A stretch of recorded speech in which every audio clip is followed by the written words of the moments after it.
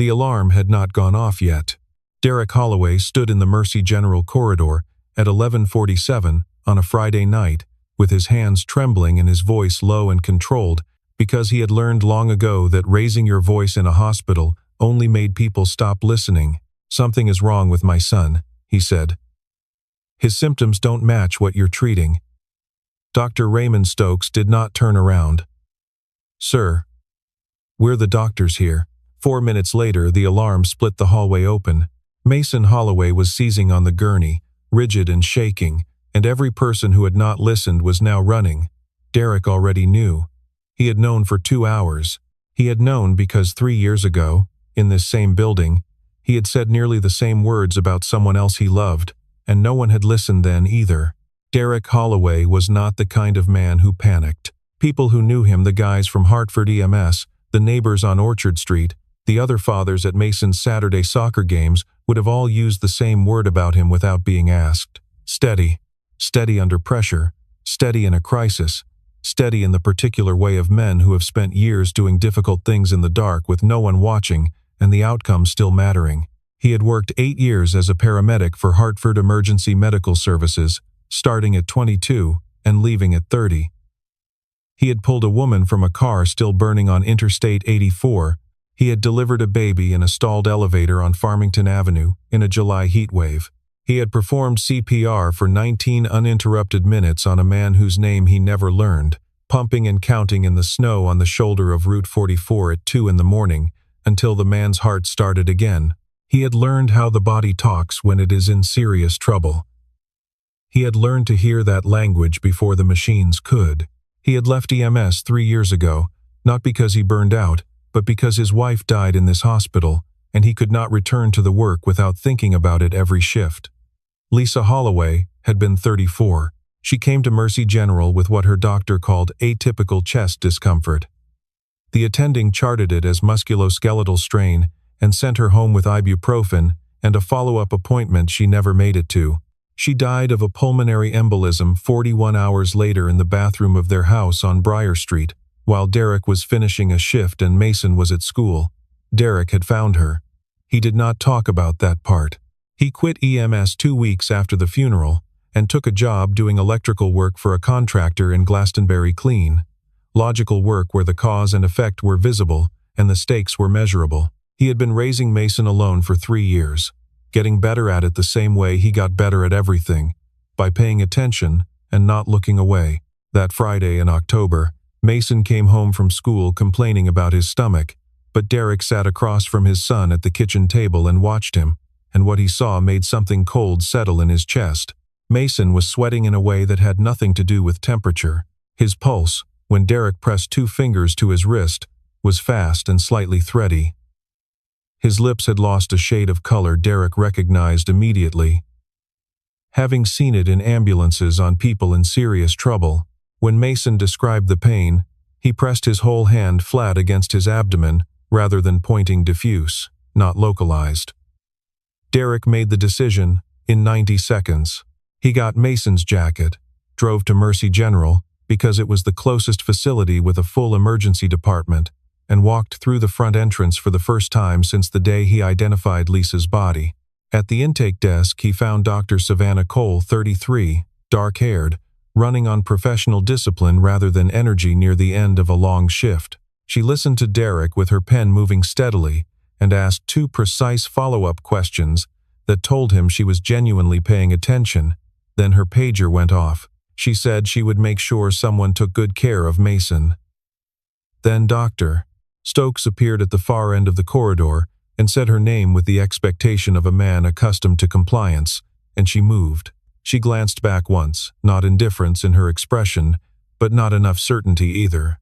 Derek turned back to Mason, who was holding his stomach with both hands and trying not to show it. Mason was triaged within 20 minutes and classified as non-urgent abdominal pain.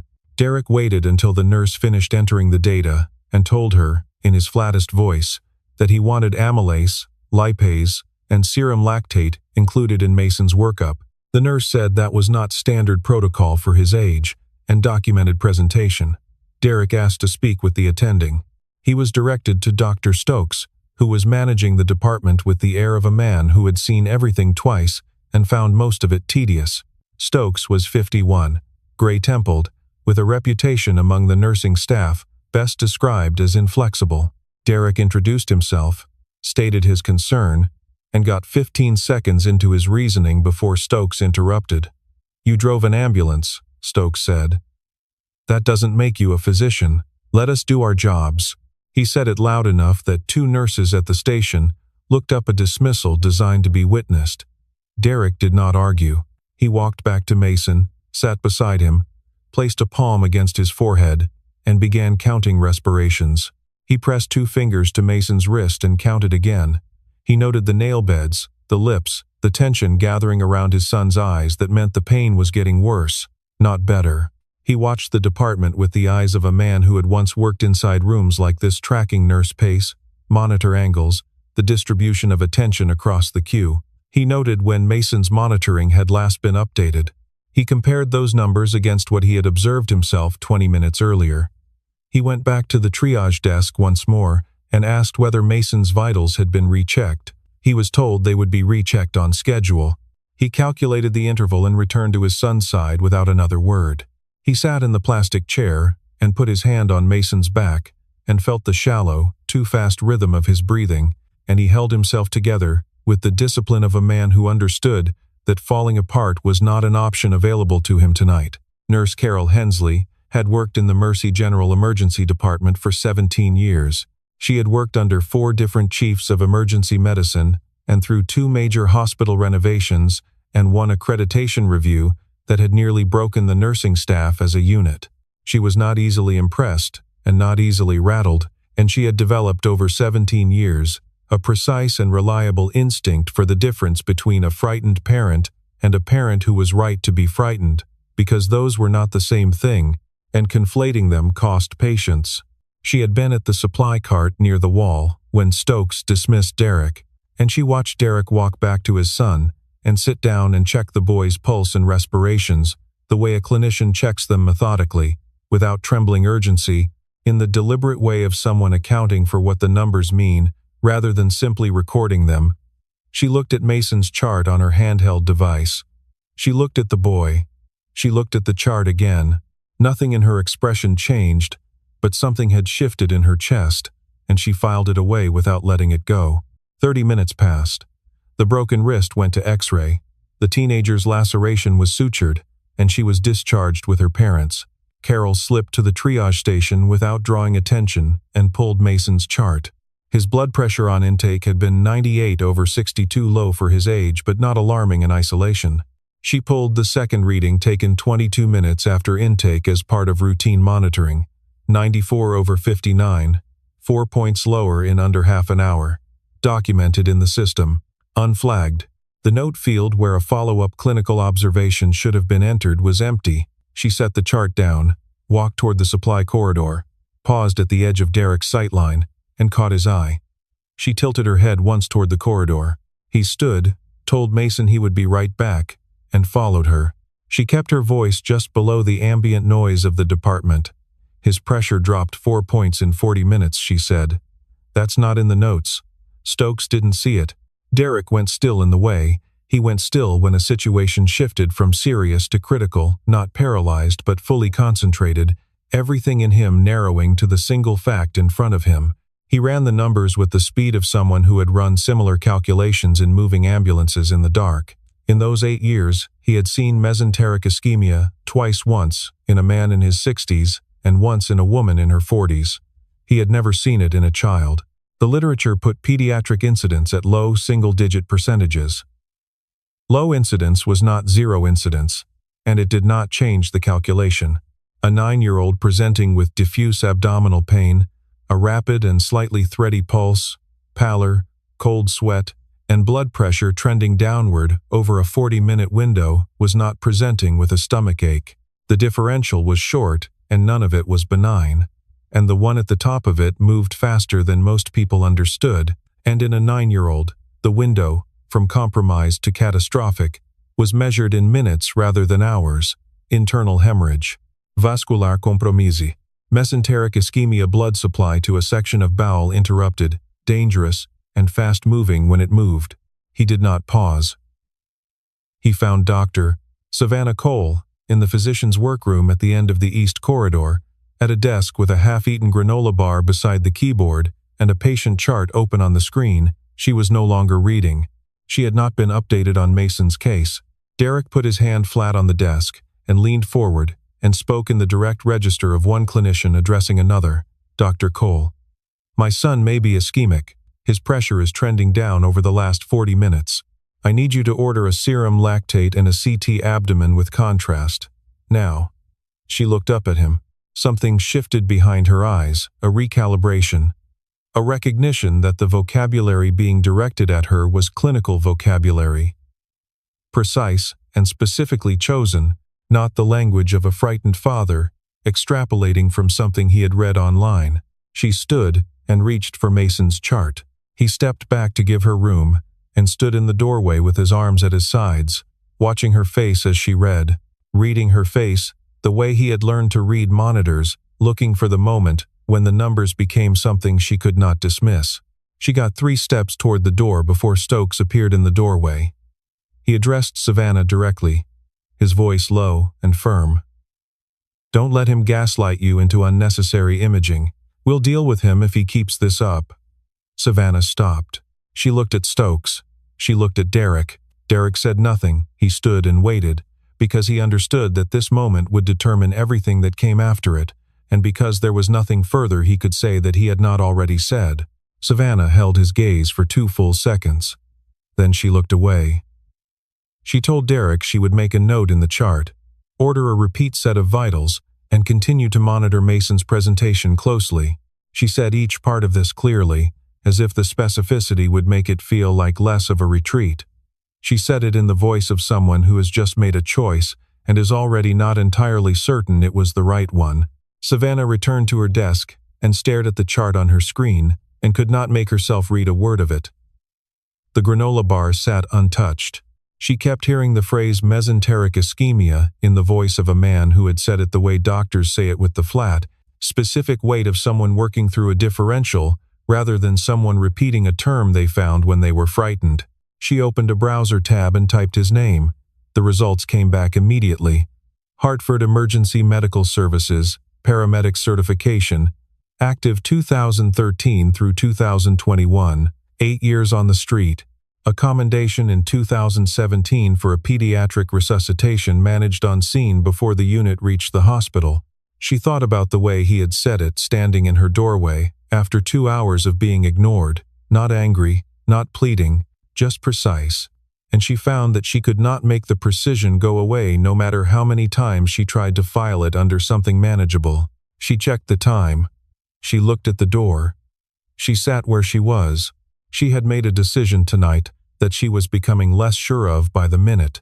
In the waiting area, Mason pressed both hands flat against his stomach. It hurts more, he told his father. Derek kept his voice level. I know, buddy. He pressed a damp paper towel against Mason's forehead. I've got you. I'm not going anywhere. Mason was quiet for a moment, looking down at his shoes. Then he asked, in the small and careful voice of a child who has grown up understanding that some questions are important enough to ask even when the answer might be hard to hear. Is it like what happened to Mom? The question hung in the air between them, smaller than anything else in that waiting room, and larger than all of it at once. Derek breathed in once, slowly and deliberately, and out again. He looked at his son's face, pale, pinched with pain that was no longer anything close to subtle, trusting him completely. No, he said, because I'm here this time. He said it quietly, and he meant it as a fact and as a promise, and as the only reason he was still sitting in this building. Instead of taking his son somewhere else entirely, he pulled a notepad from the inside pocket of his jacket and wrote the time at the top of the page. He recorded Mason's symptoms in chronological order with approximate times beside each entry. He noted the vital signs he had observed himself throughout the evening: pulse rate, respiratory rate, the temperature he had estimated from the feel of Mason's skin, and the quality of his sweat. He wrote his clinical assessment in plain and unambiguous language: trending hypotension in combination with tachycardia and diffuse abdominal pain in a pediatric patient possible mesenteric vascular compromise, requesting serum lactate and CT abdomen with intravenous contrast. He signed it with his full name and the notation former paramedic, Hartford EMS, 2013 to 2021. He placed the note on the nursing counter and asked the duty nurse to enter it into Mason's official medical record. She told him the hospital could not accept handwritten documentation from family members as part of a patient's official chart. Derek placed his hand flat on the counter beside the note and said, without raising his voice, "Then I am documenting that you refused." He took out his phone and photographed the note with the nursing station clock clearly visible in the background, sent the image to his own email address with a time-stamped receipt, and sat back down beside his son. It was 11:39 in the evening. He put his hand on Mason's back and felt the boy's breathing shallower now and faster than it had been, and he waited. At 11:47, Mason went rigid in his chair. His eyes rolled and his body seized, and he slid sideways, and Derek caught him before he hit the floor, already calling out toward the nursing station in a voice that left no room for misinterpretation. Within seconds, the room changed entirely. Nurses converged from two directions. A crash cart moved. Two residents came through the trauma bay doors. Stokes came down the corridor and reached the gurney and looked at the monitor display, and his face went a color that Derek, pressing both palms flat against the glass partition, had never seen on a physician's face before. It was the color of a man reading a sentence he had written himself, and only now understanding what it said. Derek had stood on the other side of glass partitions before, had stood outside trauma bays in a different capacity, watching teams work, knowing what the numbers on the monitor meant, and what they would mean in 5 minutes if they did not change. He had never stood on this side of the glass. He had never been the person who could only watch. Mason's blood pressure had dropped to 71/40. His abdomen was board rigid when Stokes pressed on it. His pulse was faint and racing. The working diagnosis took 90 seconds to reach, and it was precisely the diagnosis Derek had been stating for 2 hours. Stokes ordered a stat CT with contrast and a surgical consult and intravenous fluid resuscitation, every intervention Derek had asked for when he first walked through the front door. Savannah came through the doors at a run, pulled up short when she saw Derek through the glass partition, and for one full second she looked at his face and could not hold his gaze. She looked away first. She kept running and did not look back. Derek watched her go, and then turned back to the glass and pressed his palm flat against it and looked at his son who was 9 years old and who had asked earlier that evening whether it was like what happened to Mom, and whom Derek had promised it was not going to be, because he was here this time, because he was not going to let it be. Inside the department, Carol was pulling Mason's expanded chart for the incoming surgical team. She navigated to the nursing observation section and found what she had placed there an hour and 44 minutes ago, after Derek had set his handwritten note on the counter and the duty nurse had refused it. Carol had retrieved the note quietly. She had taken it to the nurse's station scanner and attached it to Mason's electronic record under the category Parent Observation Note, with its original handwritten timestamp preserved exactly as written, 10:03 p.m. The note was dated, signed, and now part of the permanent electronic record.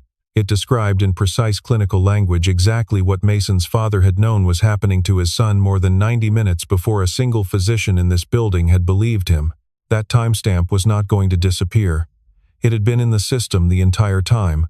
The surgical team arrived within 6 minutes of the page. The CT confirmed compromised blood flow to a section of the small intestine, exactly what Derek had named, when he leaned across Savannah Cole's desk and asked for a lactate and a contrast study. Mason was transferred to the operating room at 12:21 in the morning. Derek stood in the corridor outside the surgical suite and watched the doors close. He sat down in the nearest chair and put his face in his hands. Not because he was falling apart, because he had held himself together for 4 hours for a specific purpose, and that purpose had now moved beyond anything he could affect, and there was nothing left to hold. Savannah found him there 11 minutes later. She had completed her documentation, handed off 2 patients to the overnight attending, and walked the full length of the East Corridor because she needed to do something, and the only honest thing available was this. She sat down in the chair beside him. The waiting room was empty except for an older man asleep near the window and a vending machine humming in the corner. After a while, she said, "I looked you up, 8 years in EMS." Derek did not respond. He was looking at a framed photograph of the Hartford skyline across the room, one that had probably hung there for 20 years without anyone much noticing it. She said, "I should have listened." He turned and looked at her. His voice was not angry, it was something flatter than anger, worn smooth by 3 years of loss and the daily work of continuing despite it. "My wife said the same thing," he said, "about the last doctor who ignored a warning. She didn't get a second chance to hear sorry." Savannah held his gaze and did not look away this time. There was nothing she could say to that. She sat beside him and did not go anywhere. She was aware, sitting there, that she did not entirely know what she was doing in this chair. She had handed off her patients. She had written her notes. She could have gone home. She had not gone home. She had walked the length of the East Corridor and sat down next to someone she barely knew at 1 in the morning, because the alternative was to go home and lie awake knowing she had not, and that knowledge would have been worse than this. So she sat. She let the silence settle around them, the way silence does in hospitals at night, not peaceful exactly, but honest in a way that daytime hours rarely managed. Sometime later she walked down the corridor and came back with 2 cups of coffee from the vending machine. Derek took one without comment. She told him that the lead surgeon operating tonight was someone she had worked alongside for 3 years, that she trusted his judgment completely. Derek nodded. The information registered but did not alter the fundamental character of his stillness, which was less like calm and more like a man who had committed to holding a particular posture for as long as necessary because it was the only control remaining. She thought about what it must have cost 8 years in emergency medicine, then watching your wife die in this building because a warning was dismissed, then sitting in this same waiting room, while the same system decided what would happen to your son. She thought about what it took to stay as contained as he had stayed through all of it. She found herself thinking about the commendation from 2017 of pediatric resuscitation on scene, meaning he had kept a child alive long enough to reach a hospital, and the child had survived. She wondered if he thought about that child the way he had been thinking about Mason tonight. She did not ask. She stayed. At 2:47 in the morning, the surgical attending came through the doors and told Derek they had identified and treated a segment of ischemic small bowel. The tissue was compromised, but had not progressed to necrosis. Resection had not been required. Mason was going to be all right. If the diagnosis had been delayed another 20 to 25 minutes, the attending said matter-of-factly, the outcome would likely have been different. Derek nodded once, thanked the man, sat back in the chair, and looked at the ceiling for a long moment.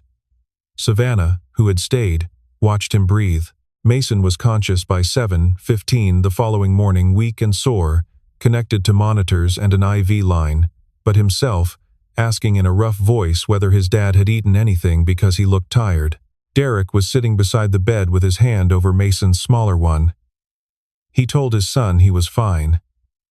Mason said he didn't look fine. Derek said he would get something from the cafeteria in a little while. Mason said, "Okay," and closed his eyes. And within 3 minutes was asleep. Derek sat still and watched his son's chest rise and fall with the steady, ordinary rhythm of a body that was going to be all right, and he let himself feel what there was to feel about that without managing it into something smaller. He had been managing things into something smaller for 3 years. He was tired of it. He let this be as large as it was. Savannah came to the room at 8:45. She was not on shift. She had gone home at 7, slept for 40 minutes, and come back, and she understood something about that sequence of events that she was not quite ready to examine. She knocked on the open door frame and stepped inside. "He's going to be okay," she said. "I know," Derek said. "Because of you," she said. He looked at her steadily. "He almost wasn't," he said. She received that without argument. After a moment, she asked if there was anything she could do. He said no. She said she would check in later and left. And in the hallway outside the room, she stood with her back against the wall for a moment before she straightened and kept walking. By 9, that morning risk management had been notified. The trigger was Carol Hensley's parent observation note, time-stamped 10:03 p.m., which had surfaced during the overnight chart review. The note was clinically specific, formally documented, and recorded a request for diagnostic intervention that had been declined, a request that subsequent events had validated in full. Warren Kessler, Mercy General's senior legal counsel, arrived at 9:40 and began pulling documentation. Stokes was asked to provide a written account of his clinical reasoning at each point of contact with the patient and family. He had not been required to account formally for his decisions in a long time, and the experience of doing so now, in 15-minute increments, measured against a time-stamped note that had been in the permanent record all along, was a particular kind of reckoning. Carol met with the chief nursing officer at 11. She arrived prepared for a conversation about documentation procedure and chain of command. The CNO said, "What you did last night may be the reason this hospital still has a defensible position this morning. You may have saved this hospital as much as you saved that boy."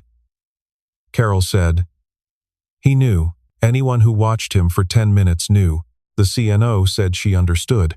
Carol nodded once, then looked through the glass wall of the conference room at the corridor beyond, where Derek Holloway was walking from the elevator toward his son's room carrying 2 cups of coffee and a paper bag from the cafeteria. She waited until he had disappeared around the corner before she continued speaking. She found him an hour later outside Mason's room and asked whether he had eaten anything since the night before. He admitted he had not. She told him to eat. He ate the sandwich from the bag standing in the hallway while she stood nearby in the way of someone who has decided that proximity is the most practical form of care available, and it occurred to Derek, between bites he could barely taste, that this hospital had very little idea how much it actually owed her. Warren Kessler met with Derek privately on the afternoon of the second day, in a small conference room near the Family Services office. He laid out the situation with legal precision, given the documented timeline, the parent observation note, the nursing vital sign records, the timestamps in the system. The hospital's exposure was significant. The standard resolution in such cases was a settlement agreement. He named a figure substantial enough that Derek would not need to work for several years. Derek listened without interrupting, his hands folded on the table, his expression unchanged. When Kessler finished, Derek said, "I don't want your money. I want one thing." Kessler shifted slightly in his chair, because in 22 years of practice, the people who opened with that phrase typically wanted something considerably harder to provide. He had expected anger. He had expected a number higher than the one he'd named. He had prepared for the long negotiation that follows a near miss like this one, the kind that ends in a signed agreement and a confidentiality clause, and everyone going home with something they could live with. He had not prepared for this. He looked at the man across the table, the electrician from Glastonbury with the folded piece of paper and the paramedic certification that had expired 5 years ago, and understood that he was dealing with something outside the standard architecture of his work.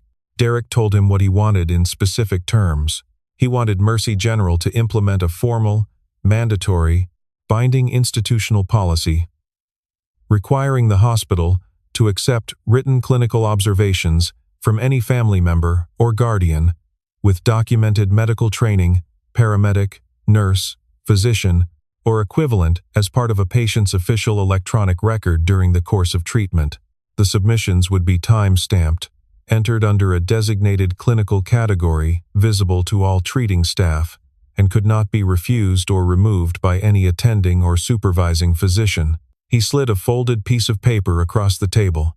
He had written the name on it before he came into the room, Caregiver Clinical Input Protocol. He let Kessler read the name on the paper.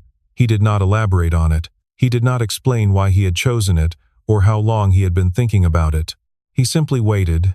In the patient and undemanding way he waited for most things, for the man across the table to understand that this was not a negotiating position. This was the only thing Derek Holloway wanted from Mercy General Hospital, and he was not going to want anything else instead. Savannah had been asked to attend the subsequent policy meeting as a clinical witness. She sat between 2 hospital administrators across from Stokes, who had said almost nothing since the meeting began. She listened to Derek present his proposal, the same way he had presented his son's symptoms 2 nights earlier, with evidence, specificity, and no apparent interest in being recognized for any of it. When an administrator said implementation would require full review by the Medical Executive Committee, Savannah said, "Then begin the review." clear, steady, in the voice of someone who has decided where she stands and is not inclined to revisit it. Stokes, at the far end of the table, looked at her. She looked back without flinching. He looked down at the table. The room went quiet. Then Stokes said, in the flat, conceding register of a man choosing to absorb something rather than continue fighting it, "The protocol is reasonable." No one spoke for several seconds.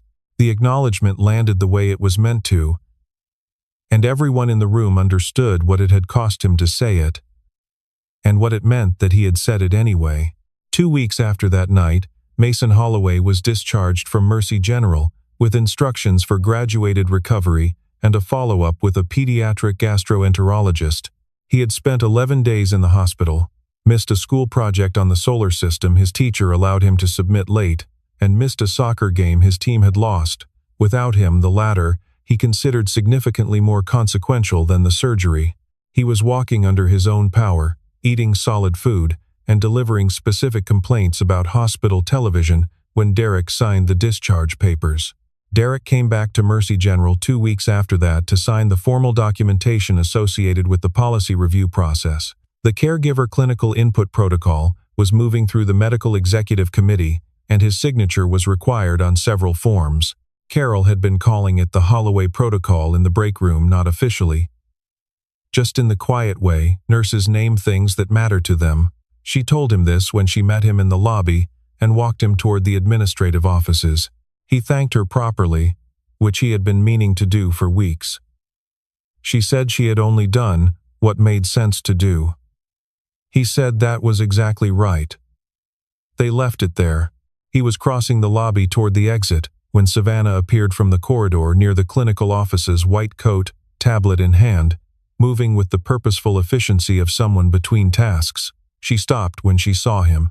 There was a brief adjustment on both sides, where everything that had passed through them over the course of the last several weeks settled against the plain fact of two people standing in a hospital lobby on a Tuesday morning with no emergency between them. She asked about Mason. He told her about the pizza demands and the screen time negotiations and the elaborate grievances about the solar system project, and somewhere in the middle of it she laughed, real and unguarded, and arriving before she could shape it into anything more composed. It changed her face entirely. Derek noticed it completely, and he found that he noticed it in the way you notice things you want to see again, not just registering the fact of it but storing it, filing it somewhere that was not the place he kept things he was finished with. He realized he had not seen her laugh before. He realized he wanted to again, and that the wanting was not a small thing. He did not ask for her number. She did not suggest they meet. Some things required more distance than 2 weeks before they could become what they were going to be, before the weight of everything that had happened could settle into something that belonged to the future rather than to the events that had made it possible. He said goodbye and turned toward the door. She said, "Mr. Holloway." He stopped and turned back. She held his gaze across the lobby, across the old grief, and the crisis, and the long night in the waiting room, and the choice she had made too late, and then made again, differently, when it still mattered enough to count. "For what it's worth," she said, "I'm glad you didn't stop." He looked at her for a moment, with the full weighted attention he brought to everything. He nodded once, slowly. Then he walked out into the October morning and did not hurry. 3 months later, the Caregiver Clinical Input Protocol was formally adopted by Mercy General as standing institutional policy and submitted to the Connecticut Department of Public Health as a proposed statewide model. Derek was not at the signing ceremony on the 3rd floor. He was at the athletic fields on the south side of Hartford, sitting on a cold metal bleacher with a cup of coffee going lukewarm in his hands, watching Mason run back and forth across a grass field with 9 other children in yellow jerseys. Mason was not the fastest kid on the field and was not always paying attention to where the play was going, and twice he ran the wrong direction before someone called out and he corrected himself. Derek watched all of it and said nothing, and felt something quiet and enormous in his chest that did not have a name but did not need one. Carol received 2 letters that month, both from families whose outcomes had been different because of the new policy. In the first, a grandmother with a nursing background had flagged a medication interaction the attending had missed. In the second, a father had used the protocol to document a symptom pattern that changed his daughter's diagnosis entirely. She read both letters at the nursing station on a slow Thursday afternoon, folded them carefully, and pinned them to the corkboard in the break room, beside a photograph of her daughter, who was 7 years old and had her mother's eyes. She was not a sentimental person, and she did not think of herself as a hero of anything. She had done a thing that needed doing, in the time it needed doing, in the way that 17 years of practice had prepared her to do it. The letters were evidence that it had mattered. That was enough. Savannah Cole sat in her car in the hospital parking structure after a night shift, 12 weeks after the night Derek Holloway had stood in the hallway of her department and told her his son was in danger, and she had not listened until it was almost too late. She picked up her phone and opened the browser and typed his name almost from reflex, almost without deciding to.